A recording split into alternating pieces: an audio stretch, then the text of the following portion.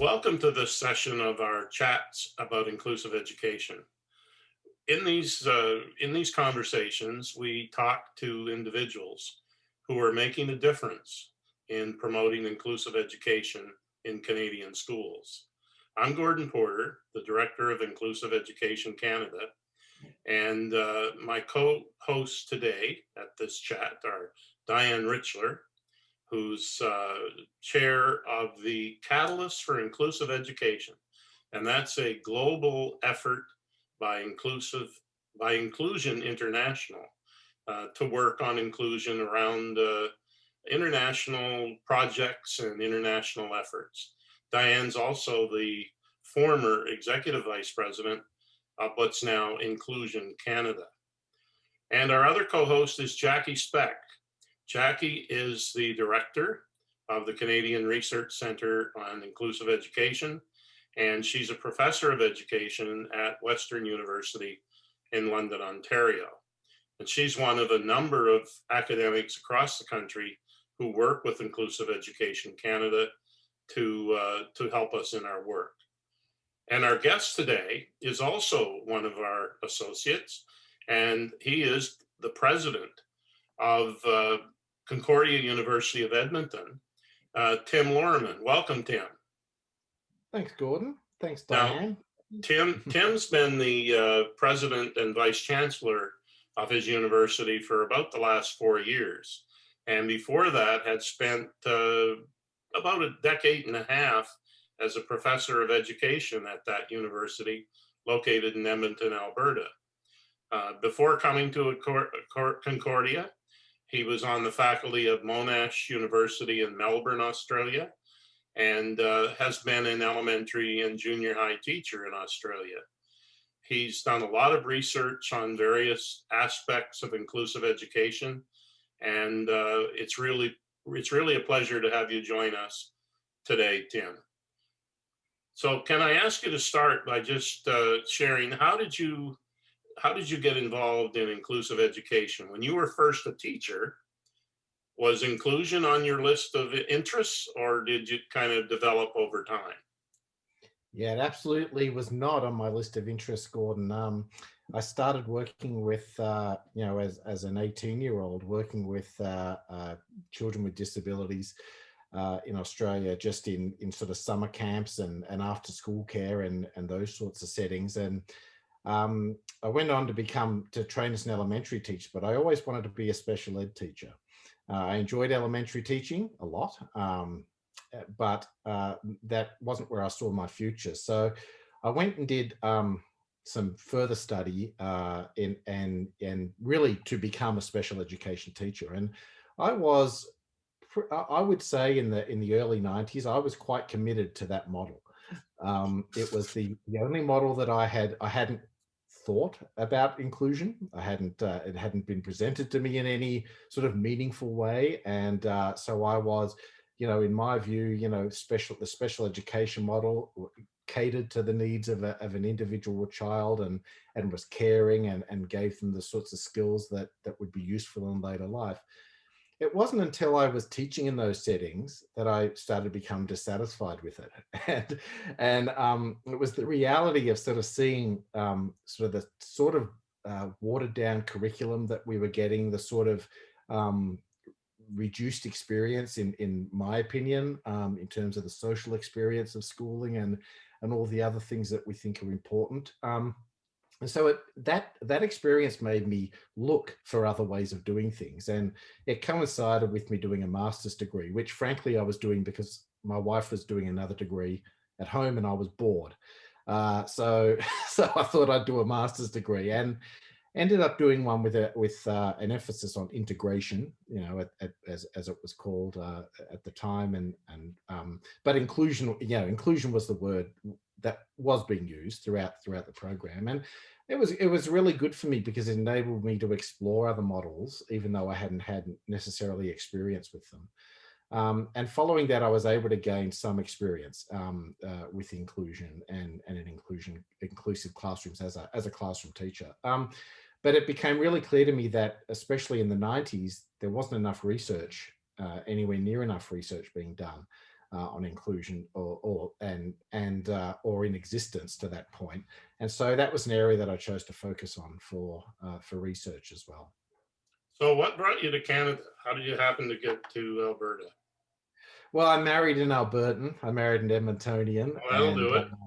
yeah, that we tried Australia out, and that it didn't really stick. So we ended up settling here, and no regrets. I really have really enjoyed my experience at Concordia, and have found it a very fulfilling place to work, and a place where I've been able to do what I had set out to do for my career. Once I decided what that was going to be.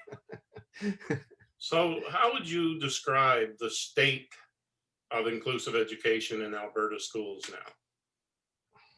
now? um, I don't think, Gordon, and people may say I'm out of touch, and there's something to that because I haven't spent a lot of time in schools lately. But it feels to me as if not much progress has been made in the past 30 years. And that is the case, I think, not only in Alberta, but it could be said of many other areas in Canada and indeed the world.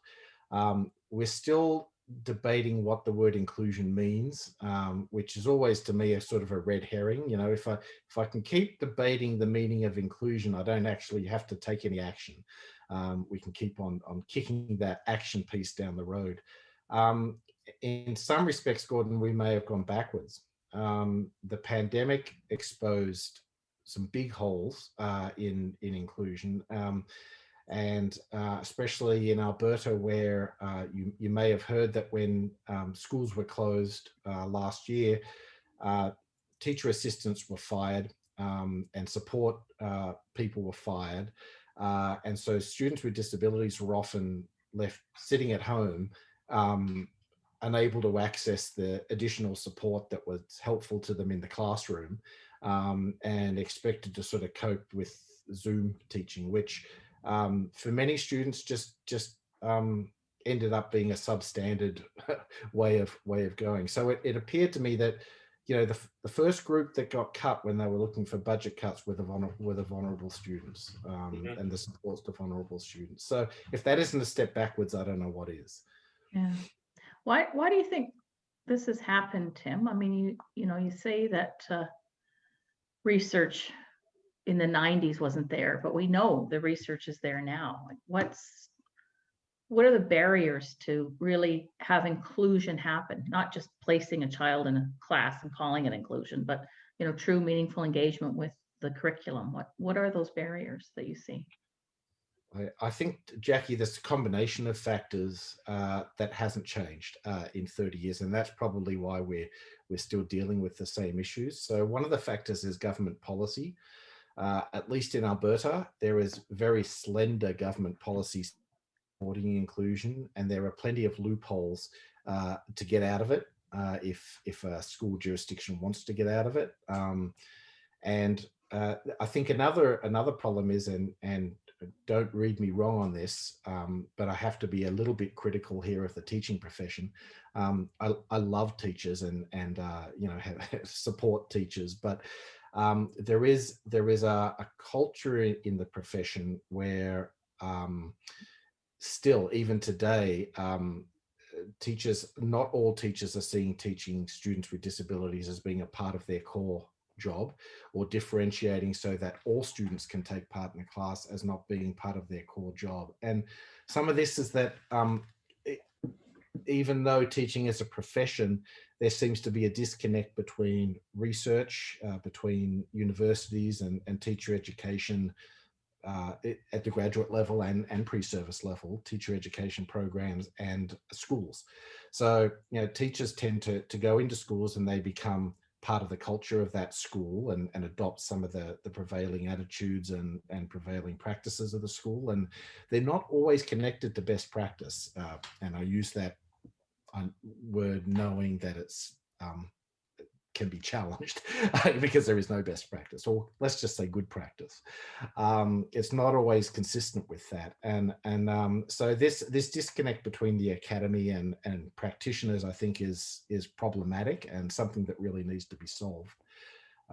So there are, of course, many other factors as well, but I think they're the main ones to me that seem to be holding us back here.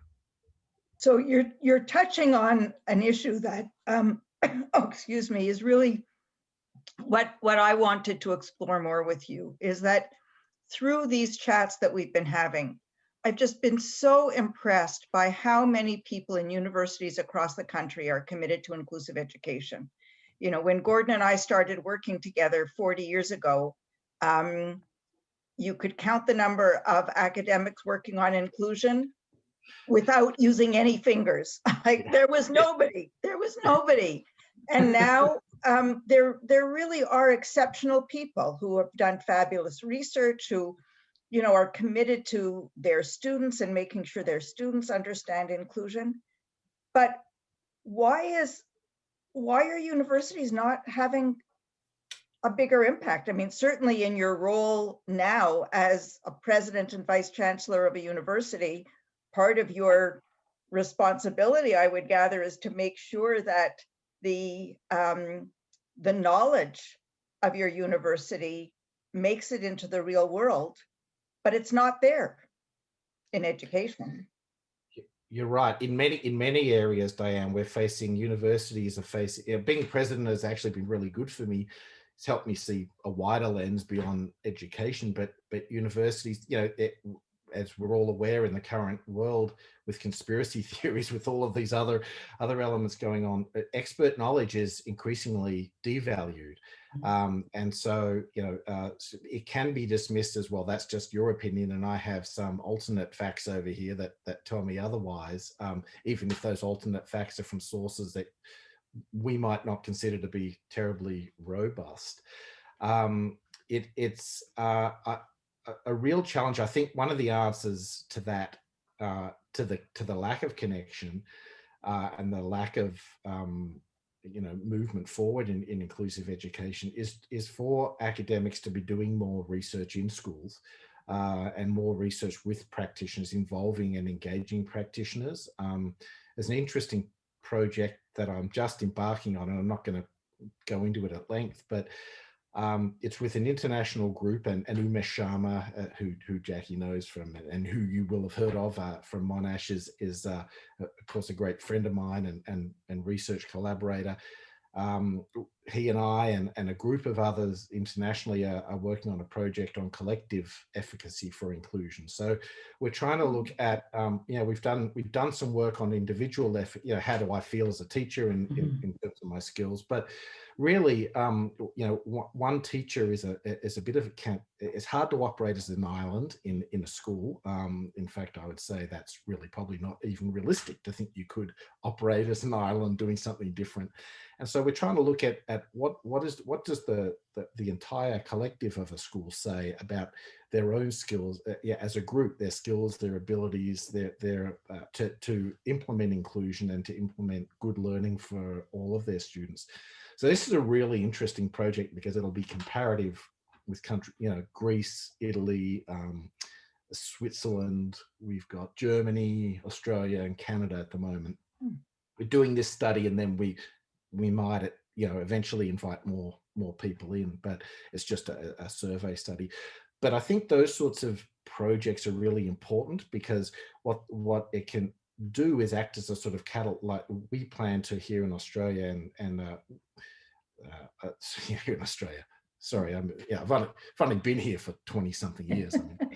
I mean, here in Canada, I'm working on this with one of our profs at Concordia, Brent Bradford, who's really just a dynamite researcher and just very powerful work that he's done. And he's been, you know, more and more looking at inclusion. But what we plan to do is to help schools by providing schools with a report and even some, you know, interaction with them after the fact on where their school is in terms of its collective efficacy. How does their school feel about what they're doing and what are their views on their efficacy? And so we, you know, some of these reports we think will demonstrate the strengths and perhaps some of the weaknesses that those schools have, and we'd be happy to work with them or at least have a discussion. And then the hope is that the school community can then use that as a basis for improvement. You know, they can have some working groups, or they can have you know, sessions that they get together and try to make those improvements. So I think as academics, we need to take a little bit more responsibility of getting into schools and connecting with teachers and connecting with principals. And, you know, I'm the biggest hypocrite in the world to say that, because at the moment I haven't had any time really to do very much in terms of research, especially over the last 4 years, been clinging on by my fingernails. But ideally, we'd like to be able to have the time to do that. And I think that would make a difference for kids. Yeah, that's interesting, right? It's sort of, I always find it seems to be an easier sell when you say, I have this reading program that your kids are going to benefit from, or I have this writing program that your kids are going to benefit from. But to say, you know, let's talk about that sort of ethos of the school in terms of inclusion and what's working for your kids, sometimes is a bit of a harder sell, but it sounds to me like that's exactly, you know, what needs to be done in terms of getting the group working together. Because you know, we always say to our teachers in our faculties of education that you can't go out and change the way the school is. You can try and do what you can in your classroom, but as you say, that just becomes really difficult, especially for a new teacher to be taking that on in their schools. Tim, I've always assumed that becoming an inclusive school is one of the most challenging things that schools and teachers have to deal with. Like, as Jackie just said, adopting a new reading program, having a new math curriculum, trying out a new approach to high school counseling. Those things are hard. They have to be managed well. But when you ask a school to become truly inclusive, you're asking for it to address a systematic list of things that are fundamental to how it operates. Its assumptions, practices, relationships, all those kind of things. So given the complexity and the difficulty of a school managing any kind of change, are we being unrealistic to expect schools to become inclusive in the systemic way that we'd like to see them become inclusive? I'm an optimist, Gordon. I don't think that it is unrealistic for schools to do that. I think the difference is that, you know, a new reading program, for example, often comes in a kind of prescriptive, pre-packaged sort of format that schools can then implement, you know, step by step. Whereas I've always seen inclusion as being something very different. It's really about problem solving. We all know there's no recipe that you can give to a school. There is no pre-packaged. Yes, there are a set of principles that you can give that schools might like to follow and discuss. But at the heart of good inclusion is responsiveness at the local level and at the school level. And every school, even two schools in neighborhoods side by side, are potentially entirely different and have different issues that they need to work on. But it is a challenge for schools to do this. But I think we even have to, you know, take a step back further, Gordon, and think about what it is schools do and why do we even have them. You know, if schools were only here for academic success, well, then we should abolish them. Because I think a lot of the literature shows us that academic success can come from other places rather than schools. You know, for example, the home. Look at the results of homeschooled kids, for example. They academically they do great, and in fact, even socially, they tend to do fine, right? Which is you know, sometimes the biggest argument for schools. So I think we have to, you know, maybe get back to basics here and say what are our schools for? There's a whole industry built up around schools and education where there's jobs, teachers' jobs built into it. There's politicians with careers that rely on it. There's curriculum specialists. There's, you know, all sorts of people here. But at the heart of it, schools are to educate kids and to bring kids up into to be good citizens, to be healthy, happy, smart people who are knowledgeable and know how to access further knowledge. And I think, you know, in some ways, doing what I'm saying is quite unrealistic. Breaking schools down to if we were to build, so if schools didn't exist, would we construct the same thing that we have now? from nothing. I'm not sure we would. I'm not sure we'd want that for our kids. But we have what we have. I do think that, though, at the local level, it's not unrealistic to say, you know, as much as I would like to completely dismantle and rebuild a perfect system, that's not going to happen. But it's not too much to ask schools to get together and change. They change on a regular basis if their PISA math scores aren't good, or you know, something of that nature. They're quite keen to implement changes on those on that basis. So change is something schools can do, and they can do it for inclusion. So you've had experience in many different countries around the world. And I'm just wondering if, you know, when you look at what's going on in Canada, and I certainly agree with you. I mean, I think it's a very sad commentary to see what a struggle it is for families to have access to quality inclusion for their sons and daughters. But can you think of any particular ideas that you've seen in other places that you would hope that we could try to adapt here? Yes, I mean, people always point to Scandinavia. I've not been there and I've not seen that in action, but I have heard it's maybe not quite as rosy as it's presented. But you know, I'm an elementary teacher, and I've always been an elementary teacher who's had an interest in the younger children, end of that spectrum there. And so I've been quite taken throughout my whole career as a teacher with some of the methodologies that are employed with young children to make sure that they learn and to make sure that their needs are taken care of. And you know, when I think of a good system, not a perfect system, but by any means, in fact, people there will tell you it's very far from perfect. But I think of countries like Italy, that are doing quite well in terms of both a philosophical approach to inclusion.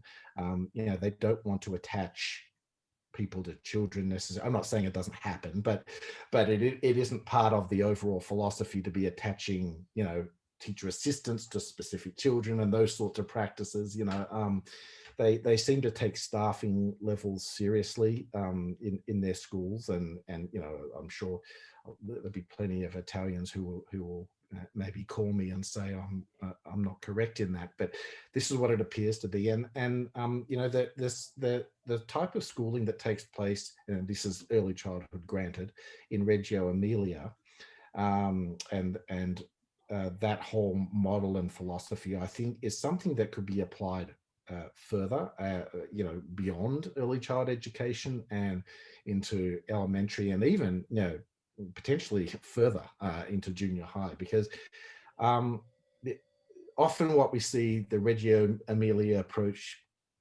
in Canada really isn't sort of what they would do in Italy. I think it's a kind of an adaptation that maybe not terribly always close to the reality there, but I have been to Reggio you know, a number of times and seen how things work there, and it's quite inspiring to go and just see the way that they educate those young kids and the freedom they're given to learn and to explore, and yet the fundamentals are still learned so it's that trust in the learner, and the teacher acting as a guide rather than as, you know, someone who must teach the mandated curriculum, you know, that's being sent down. So you know, I do see ways of adapting some of those pieces as we go up the line. I What wondered, about the activity or the efforts of family and parent groups in Alberta to promote inclusive education? How would you describe that in the time you've been in Alberta? You know, I think that they have been the strongest advocates for inclusive education, and you know, Inclusion Alberta has been a very, I think, powerful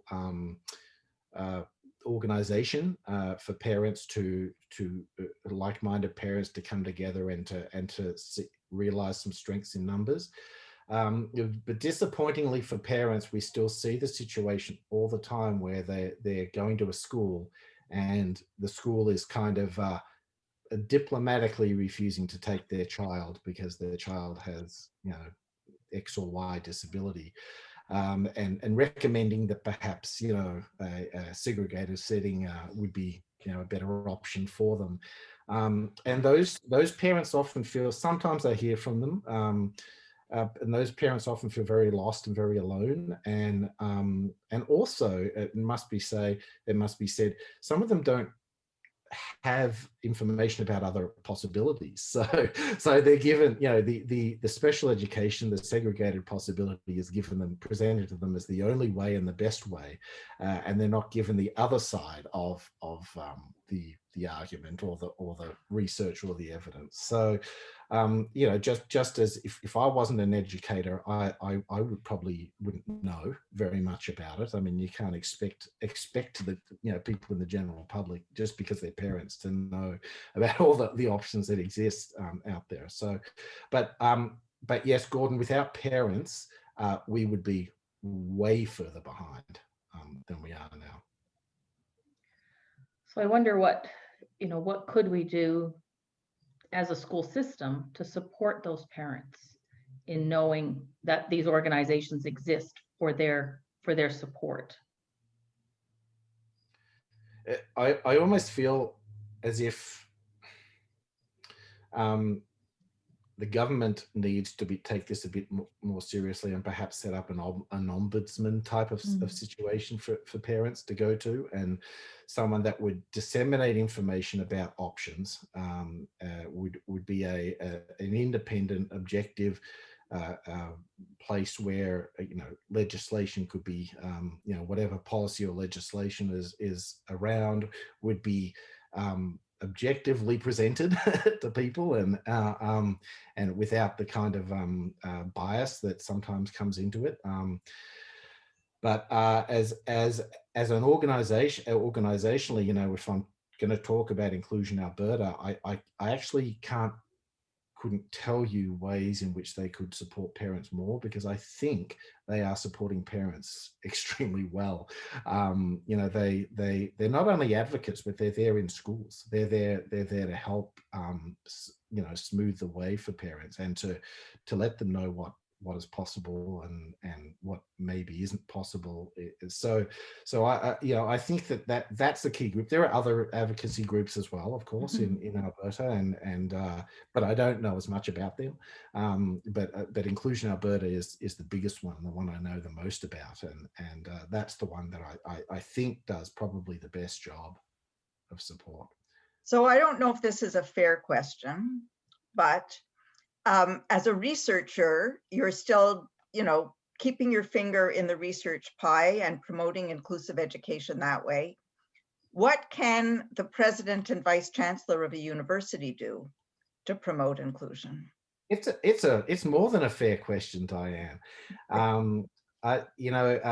Here's the thing: as a president, no matter what you do, you're criticized for doing it wrong. But I've tried to walk the walk at Concordia. So we've been very strong supporters of the inclusive post-secondary program, increasingly so since I became an administrator, trying to take more students with support and work with Inclusion Alberta to have more students supported with us. It must be said, our faculty, from when we first started, there are questions about why would we do this? This doesn't seem to be a good fit for us. There are none of those questions now, and we have a great number of faculty who are enthusiastic supporters of that program, and that's really nice to see. We've run training, we've run all sorts of things. But also, Diane, we employ people with disabilities now more than we did in the past, and they're real jobs. They're positions that need filling. They're not, make work sorts of things. They're which some people could be accused of doing, but and we try to support them in those roles, and so that's been positive. But also, I think, Diane, the message I send out, and I'm very careful to send out a message that Concordia is an inclusive university. We're inclusive of our Indigenous students, of students from various races and religions, and all of the above.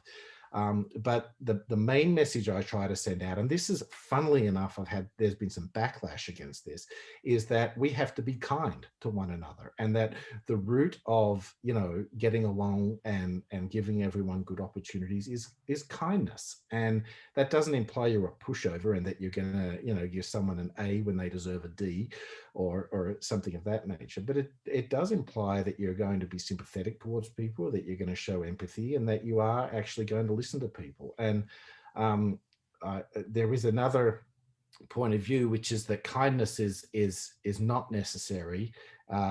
You should in some instances feel free to push people around a little bit, because the end justifies the means. I don't agree with that at all, and in fact won't tolerate it. And so I'm pretty strong on that point, where I come across it. So that's, I think, what I can do, Diane, in terms of it's kind of idea of cleaning your own backyard up a bit. And I'm not saying that Concordia is an ideal inclusive setting by any means. You've always got work to do, and there's always areas that you can improve in, but we want to improve, and that's I think the important thing. Tim, you've been an optimist, and you've shown us that in your comments today. And I'm glad to hear that Diane got a chance to inquire about how you're actually doing inclusion at your university. I'll remind people that Tim is one of our associates of Inclusive Education Canada. You can go to our website and find a spot there with his photo and some documents or articles and chapters that he's written about inclusive education, and learn more about his work. And Tim, thank you so much for being with us. And we look forward to continuing our work with you. Thanks, Gordon. It's been a pleasure. Thanks, Diane. Thanks, Jackie. Thanks, Tim. Real pleasure connecting. So thank you. Great to meet you.